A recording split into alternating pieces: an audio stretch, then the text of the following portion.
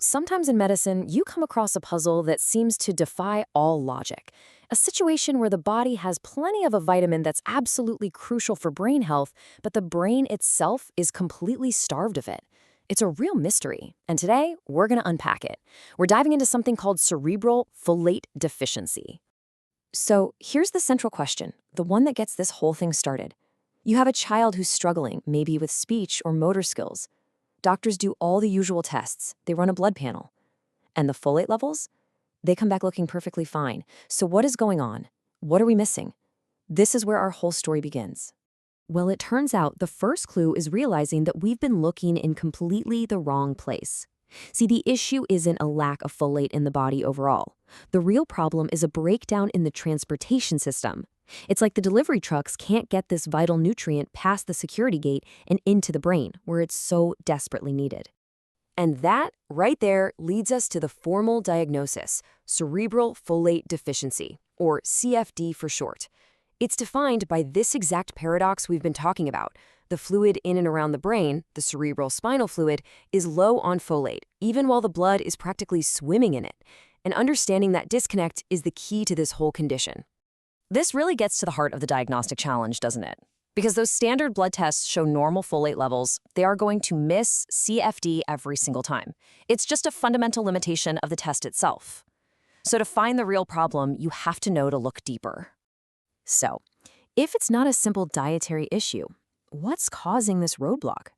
Well, a ton of research now points to a classic case of missing identity, an autoimmune problem, where the body's own defense system basically goes rogue and starts attacking itself.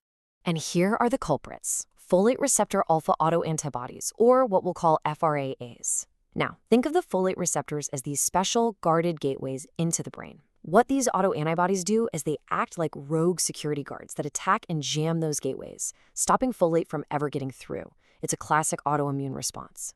And it turns out these rogue guards have a couple of different tactics.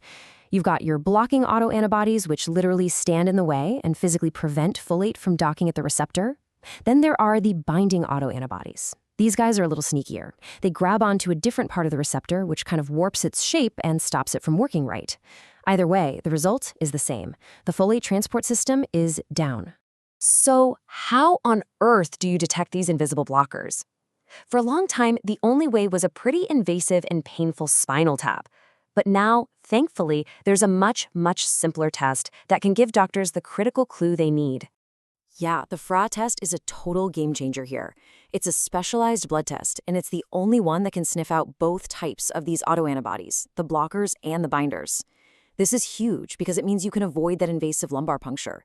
Plus, if the test comes back positive, it gives doctors a really clear reason to start a targeted therapy. Okay, so once you know the main gate is blocked, what do? Well, you don't just keep banging on it, right? The logical thing is to find a different way in. And that's exactly what the treatment for CFD is all about. It's not about forcing the main gate open. It's about using a secret side entrance. But hold on, before we get to that solution, this next part is absolutely crucial. When you're dealing with CFD, you can't just grab any old folate supplement off the shelf. In fact, using the wrong one can actually make things worse. The specific form of folate you use is everything. This chart really lays it all out perfectly. You see, synthetic folic acid, the kind in most fortified foods and multivitamins, and even the active form, 5-MTHF, both rely on that main folate receptor alpha gateway, the one that's being blocked by the autoantibodies. But folinic acid, which is also known as leucovorin, is different. It uses a totally separate pathway to get into the brain.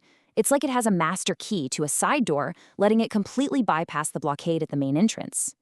And this is so important to understand. High doses of standard folic acid don't just fail to help. They can actually be counterproductive. By trying to jam more and more folate at that main gate, they might just be making the traffic jam even worse. This is exactly why getting the diagnosis and the right treatment is so incredibly important.